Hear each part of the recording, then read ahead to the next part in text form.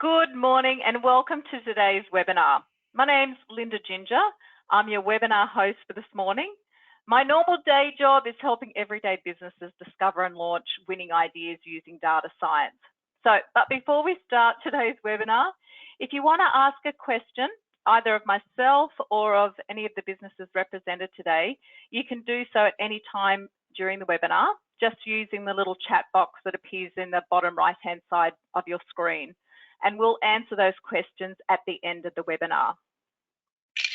So CCIQ have organised this webinar for its members about its members' adaptation to COVID-19. Now, they reached out to me to help me share their stories because of my passion to ensure small businesses continue its vital contribution to not only Queensland but Australia's economy. And today we've got two extraordinary business owners, Kate Scobie, owner of Forks and Fingers, and Federico Dordoni, owner of Grape Therapy. So welcome, Kate and Federico. Hi. Hi, Linda. Thanks for having us. Oh, no, it's a pleasure. It's been amazing hearing your stories. So let's tell everyone else about them, huh? So we might start with you, Kate. You and your husband are chefs. You're formerly from Ireland. You've owned restaurants in the UK, and since settling in beautiful Queensland, you own a wholesale fresh grab and grow business, so Forks and Fingers. Your products are handmade daily with fresh produce and delivered without pre-freezing directly to your customers by your own team of delivery vehicles and drivers. So you've grown your business over the last 8 years by finding new market opportunities, and no doubt you had ambitious plans to change your business in 2020. So maybe give us a little bit of background on what those plans were for Forks and Fingers. Oh, you just perfectly told us about our business. Yeah, that was wonderful. Yeah, so for the last 8 years, it has been a successful wholesale business, but working in very tight margins that fluctuate daily compared to, economics and weather. With the last 18 months, we have been diversifying into catering, be it private and corporate, and the corporate side was proving to be very fruitful. So for 2020, we really wanted to at least double that corporate side of things. It's a very positive outlook for 2020. So it got off to a good start, no doubt. Yes, it did get off to a very good start, yes. And maybe, Federico, you and your wife own Grape Therapy. You're a mid-city Brisbane-based wine tasting den, which I can only imagine from the website description is somewhere where we'll all want to visit when COVID's over. You both are sommeliers and you offer unique food and wine pairing opportunities, and guided by your amazing experience and expertise to a regularly frequented client base of city workers for after work meetups and events, etc. So what plans did you have for Grape Therapy in 2020? Well, 2020 actually started off extremely well, and it was actually almost 30% up from the previous period of 2019. So January was great, and so February was on track to be another great month. And then of course COVID happened. We were starting to get a lot of traction with functions and lots of inquiries, lots of private events. So we were very happy on how things were going. We saw a growth, I guess you can say. We were starting to reap up the fruit of the hard work. And then, of course, this whole situation happened. So, yeah, it is what it is. Oh, I know. You actually had some more, positive stories too. So just before this all happened, you and your wife had a beautiful baby boy. I think it was on the 1st of March. So congratulations for that. But that must be a massive change for both of you, both personally and professionally. So one for excitement and one of, challenge, I guess. Yeah, so and it's the first time dead, so. So then, look, I guess we all had this positive outlook for 2020. It's got off to a fantastic start. And then, COVID happened. Virtually, huge impact overnight. So, Mike, Kate, before we might start with you again. So I guess I'd love to know, what were you doing and what were your first thoughts when you realised the impact of COVID-19? When COVID-19 hit first off, I think we had a slight downturn as the rest of the world were beginning to be affected by it, or other parts of the world. The moment that I really got that sinking feeling, I remember it was about 5 a.m. Saturday morning, and we had 5 drivers out on the road delivering, and they were just calling us saying they won't take the stock. So he produced all this stock, and overnight, none of our customers would take it in because cafes had been told to close. They were just, everything was locking down. So overnight, we had 91% of our business shut down. 91%. Then there was the kind of, the uncertainty with employees because of that 9% that were still trading. We wanted to support them, and we also were thinking, well, we need to keep them on because at the end of this, and we'll come through this, we want to be able to build on that. But what are we going to do about our employees, because they're not going to come to work for a couple of hours a day or not even? So they're going to go on to job seeker before job keeper came. So there was all that uncertainty about that. We also had a huge amount of fresh stock, because being a wholesale producer, and our niche is that we're fresh, we're not frozen. Everything is bought daily, and we buy in bulk, and we've got huge fridges full of lots of fresh stock. So there was all that kind of uncertainty about everything. And the one thing that really resonated with me was, how can this happen again? Because we were in the UK when the GFC happened, and we had 2 restaurants. And yet again, it was something, I mean, this time it's environmental, it's economic, just totally out of our control. And overnight, the rug just gets pulled out of your business's feet. And I just thought, why a second time? Why us? I know it's hard to believe, isn't it? Yeah, and I think it's amazing that the human spirit, has that. It's got that instinct of fight or flight that kicks in. Totally. Yeah. Totally. Yeah. So we'll look forward to hearing your fight story shortly. But maybe, Frederico, where were you, and what did you think when you realised the full impact of what was about to happen? So I'm Italian myself, as the name probably yeah. So I've seen the situation evolving a little before it hit Australia. Obviously, with Italy being at the time the most hit country in the world. So my family's back home. I've got everyone still back home. So I was looking closely the situation of COVID, how it was developing there. But I guess there was a bit of I was a bit naive, thinking Australia is far away, it's not going to happen. And I think many of us weren't prepared. You always think it's not gonna hit home. It's someone else's issues, but reality is when on the 22nd of March, I remember to this day, we were hosting a long lunch, a wine long lunch. Speaking of events, and that was when the Premier basically announced the total shutdown, and that's of course when it kind of hit home and say, okay, what are we going to do? Very much like Kate situation where we had staff, there was no job keeper at the time. The job seeker, for many of them, unfortunately, in our industry, wasn't even a viable option, because hospitality, as a reality, is made up probably 85% of immigrants, so people on a visa. So we had to kind of make the hard call and let them go. And we tried to find odd jobs here and there, how we could, whether it was helping with deliveries or prepping other stuff, just to keep some hours going for them, because unfortunately at the time there was not much communication or help received from them. So we tried to help as a business as much as we could with them, and and then of course trying to get the grants that we did. But it's been a ride, that's for sure. I think one of the other things when I spoke to you too is that and there was takeaway available. Everything has to be closed down, but it can still be takeaway. But for you have no street frontage that could actually offer a takeaway service. You're underground, which beautiful environment for that sort of thing. But even that of mitigating a risk from a revenue perspective wasn't possible for you.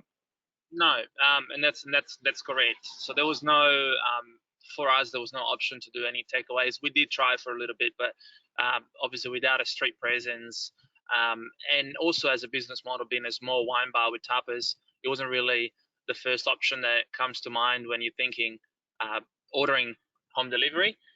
No, that's right. We had to kind of pivot around fairly quickly and trying to see what service we could offer, what we were doing well, and why were people coming in the first place to Grape Therapy, and how we could still continue to, I guess, offer that service even being closed. Yeah.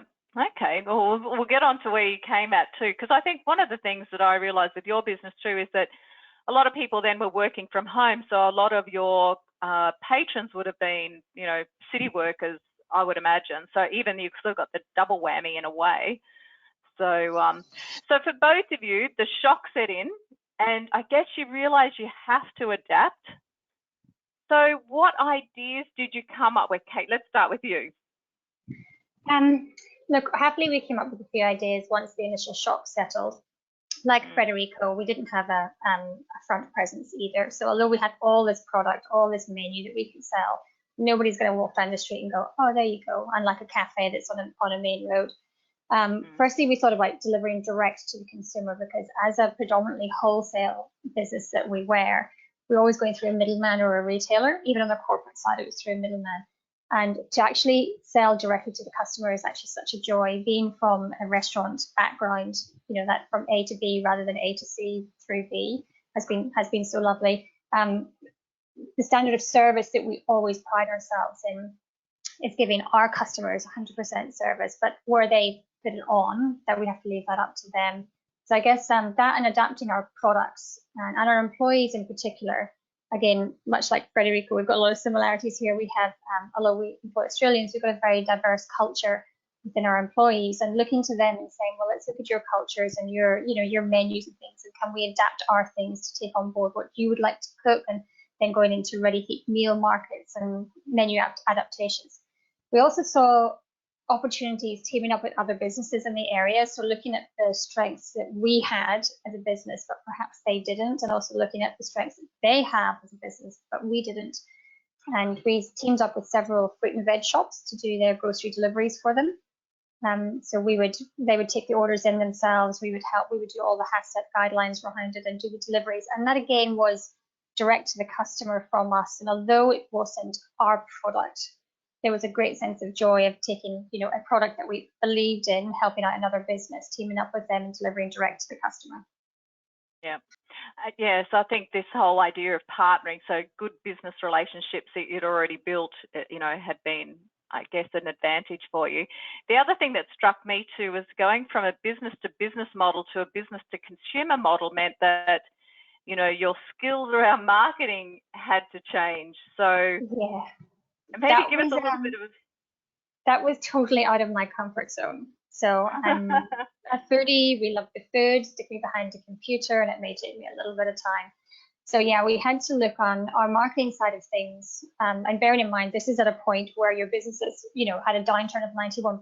You don't have that cash flow going, let's just hire a marketing company, or let's get someone in to help do the web design and things like that. So it all had to be taken on board by myself. And yeah, there was I pulled in a lot of contacts from people that we knew, which was great, friends and family to help. Having obviously not gone from, as you said, business to consumer, we had to work on that social media, which is a pretty much a new thing for me, as I'm sure everyone will see. Calling in referrals from our people that we use for distribution as well, but that was a massive learning curve for me. It was definitely outside my comfort zone. I did place a high reference on the fact that we're HACCP accredited, because that's a pretty big thing for businesses. That's hazard analysis and critical control points. So everything that we produce from the minute our raw material comes into our facility is documented all the way through to the point of actually documenting when it's given out to the customer, temperature checked all the way. So that was something that we do have above a lot of other businesses. But even at that, just trying to move from a wholesale market to that direct to consumer has been a big jump for us. Yeah, no, that's massive. Yeah, no, I can just from a marketing perspective, but I think, for our listeners, maybe one of the things I take away and the things that I've seen is really starting to think about those collaborative partnerships that you might be able to, forge a new business model, or, I mean, they are great opportunities that they can investigate just like you have. So congratulations on being able to, because it's not easy changing business model through a stressful time. But amazing. And I guess from us, it's only the last, since being here that we've done this wholesale side of things. So we've gone from that consumer, that service, that hospitality side, to learning this whole other way of running a business. Yeah, true. And going back to it, it's so natural to go back to it, but you have to have the customers there to be able to go back to. And to build the customers, like Freddie says, we don't have a front presence. And I'm quite sure if we did have a front presence, we're fairly, people that we could build up a customer basis. But when you're tucked away back, you just don't have that opportunity. That's right. Now you've got to look at how can you leverage the consumers that you've served now, and how do you, advance that in the future. I'd imagine that'd be one of the things later on. So Federico, tell us the idea you had, and how did you go about formulating it? Well, yeah, like I mentioned before, I'd really just kind of ask myself the question, how can I keep providing the Grape therapy experience at home, effectively, to our customers? And we lost a big chunk of our clientele, obviously, due to the travel restrictions. With our city location, a big portion of our clientele was also made up from business people coming and going and staying at the various hotels like the Mantra, the Marriott, all around us. So I was really kind of trying to refocus, I guess, our attention onto the locals around us, which are always important, and they're always a vital piece of the puzzle. And I said, okay, well, how about we try to give them the same Grape therapy experience, as well as trying to, I guess, target the people and the companies and the corporate people that had some functions planned for the next month or two, and they're not able to do them. And how can we do that? So, of course, we used to run wine tastings, like you mentioned, Linda, all the time. And I just figured, well, why can't I still do those wine tastings by organizing, I guess, takeaway packages and use the technology which we're using right now. We're still face-to-face, of course. We're not in person, but we can still see each other. And I guess I adapted the business model to drinking wine from behind the screen as opposed to drinking in a bar. Yep, love it. But one of the things that you did tell me too was that the regulation at the time prevented you from actually couriering off from your premises where the license was. So tell us about that change in regulation, which really enabled you then to be able to, I guess, confidently market that as an idea. Yeah, so in Australia, I guess in every state, it's kind of quite a renowned thing that the alcohol regulations are quite strict. And as such, there was a number of, you can call them red tapes. We weren't allowed to sell few items, take away. We weren't allowed to do certain things. So as soon as, I guess, the liquor body regulation, OLGA, loosened up, or I guess allowed us to extend our offering, straight away we jumped on that and decided that together with wine tasting, we could offer whiskey tastings as well as gin tastings from our other bar, which is Proud Henry. So we also have a gin bar. I guess the long story short is you have to move quickly in a situation that moves just as quick, and you can't really stand still and wait and see what happens. You have to be agile and nimble and move fast. And you did. I know, I love the idea of having a virtual sommelier experience. It sounds fantastic. So I guess we've all, this time has given us time to reflect on both, what we've learnt about ourselves as business owners, or even as, our personal, whether we're fright or flight people, a whole host of things I can imagine. And we've also learnt about our businesses. So what would you say, Kate, is what you've learnt about yourself and your business through this time? Our business has surprised me in many ways. You always, I guess, look at your most, the biggest customers and, base yourselves around them and try and build on them. And interestingly, through this COVID-19, it's been the smaller customers who have kept us going now. Customer base pre and post, really everyone is equal. It surprised me that out of the 9%, and thankfully I'll happily say right now we're into double figures. We're getting back up there of our current customers. They were the small businesses that kept on going. I mean, they were the backbone. They were the ones that would keep going out every day, just not giving up. Whereas other businesses would simply close their doors. They're the ones that have weathered this storm. Whereas the larger businesses shut overnight. Obviously, they've got their own reasons that do that. But I kind of feel that now our business had a lot of legs to it, and it was kind of like an octopus. And as one octopus tentacle kind of recoils back, the other ones lengthen. And sometimes it's the little businesses that lengthen while the bigger ones recoil up again. But that's the way our business as an octopus just keeps swimming. And I would never have thought this pre to COVID-19. I would have had a lot more black and white view of it, rather black and white view of it. With myself, I've definitely learned that, there is a rod of steel that I knew it was there, but wasn't quite confident in it, not buckling under pressure. And I often kind of use the analogy that in the good old days when I had a lovely lady to do all my ironing for me, we were, working in a restaurant business. I used to hate ironing. And I used to say to her, I don't know, you've got the patience of a saint to do that. And she said, well, the trick is always to do the most difficult pieces first. And when you get those over with, the rest is easy. And I've kind of learned through this that through me trying to boost out in social media, trying to do marketing, things that I wasn't really into before, is I need to embrace those harder things first, and the rest then comes easily after it. I think that was good advice by the ironing lady, and I think you've got a huge rod of steel, by the way. I wish I'd listened to her advice years ago. And you, Frederica, what would you say your learnings have been thus far? It all hasn't ended yet, but what do you think that some of your learnings about yourself and the business? I think very much like Kate said, there's a lot of pieces of the puzzle that needs to be put together, and as small business owners, we often have to wear multiple hats. And this is already pre-COVID-19, but with this whole situation, I guess we really had to improvise ourselves. I certainly did.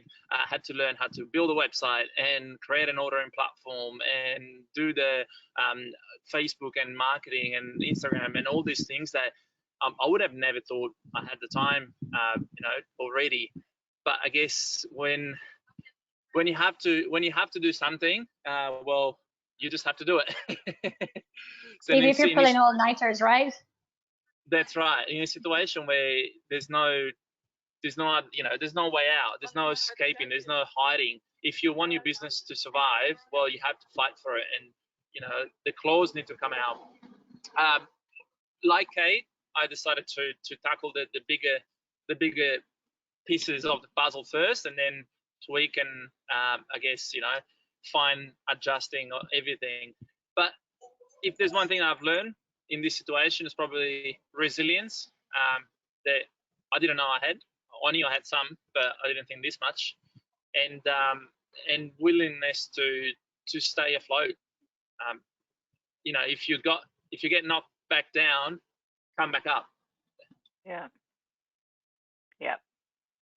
I think you always, well, when we spoke, I think you've always had a mindset of, by the sounds of things from your background, is to keep things moving. And you've had a mindset of adapting your business. You just didn't realize that you had to get into a different gear all of a sudden, I think. That's right. Yeah, I think, it's always been part of my philosophy. Never stand still, and always analyze yourself, analyze the market, trying to, I guess, be ahead of the curve and understand what the market wants and needs, and where we're heading to, as opposed to just be reactive. I've always tried to be proactive. Yeah. Didn't realize I had to be this proactive during the situation. Yeah, and I think that's, that's probably where my experience cuts into, and I saw evidence of both of you with this, is that sometimes we don't know where to move or what to do next with our businesses, but if we could always be in that mindset of knowing, or the first thing we do is just focus back on the customer. So what is it the customer wants and experiences? Because at this time, they are also changing. So unless you can adapt to what they want, need, value, or care about, what's their experience that they want to have, it'll be very difficult to find where you do need to adapt your business. So for both of you, I think, yes, it's been a roller coaster, but you've used that as a thing to be able to go, let's get back to the essence of what you wanted to create, and how can you deliver that still with the capability and capacity that you've got. So I commend both of you with the adaptations you've made and to be very customer centered. Okay, so we've learned a lot of one or two things during this time, way more than just learning how to master Zoom and go-to meetings. And you'll be both pleased to know, to my detriment, however, is that I've drunk far more wine than I ever had before, eaten far more food than I've ever during this whole experience, and a bit more scary that I haven't been regularly exercising. And stress levels, yeah, certainly all of us experience that uncertainty that's happening. So I guess we're all looking forward to getting back to the new normal, but what does the new normal look like? I mean, what are the plans for post-COVID, Kate? Well, I guess like everyone, like it's going to be pretty obvious now that we're never going to go back to what it was. There is going to be a new norm post-COVID. And to some respect, I feel it's not just as awful and negative as we first, envisaged after that shock.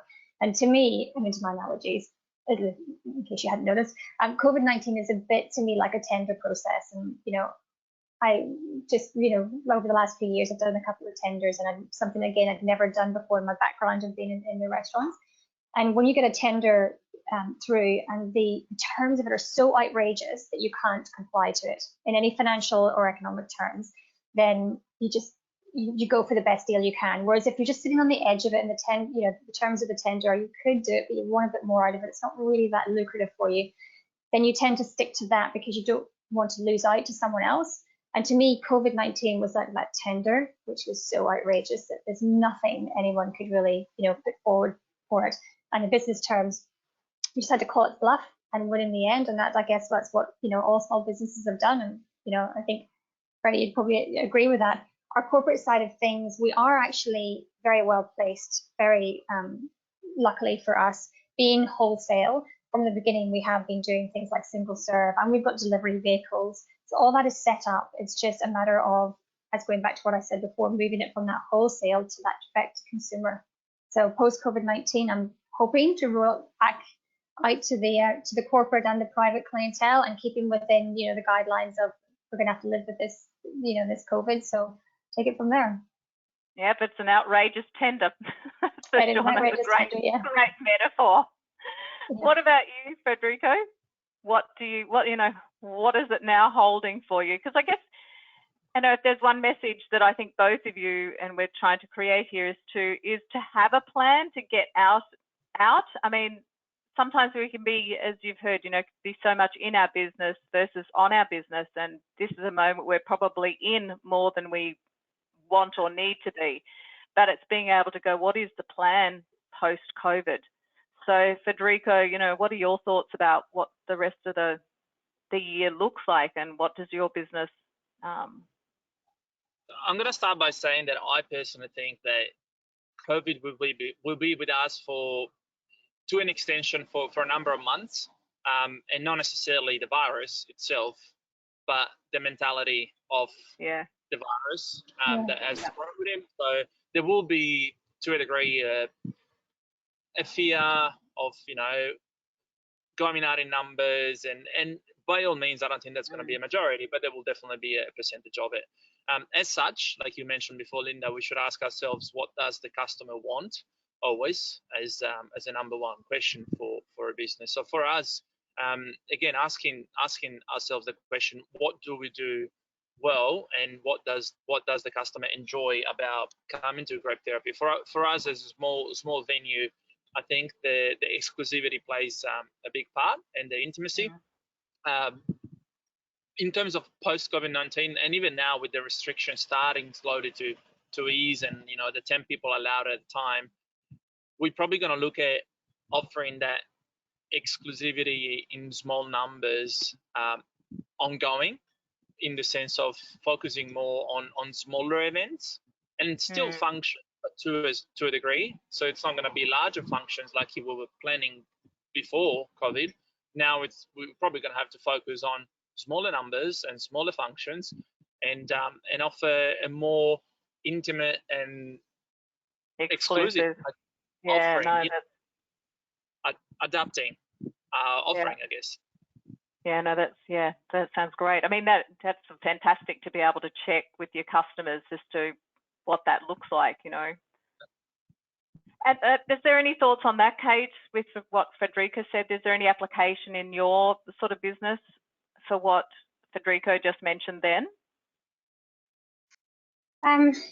Our business is again getting back to that straight to customer. But what we've learned is that, through ours, there's a lot of our current customers that we've got a lot of building to do with, and they're with us for the long term. We've had to adapt a lot of our processes around that.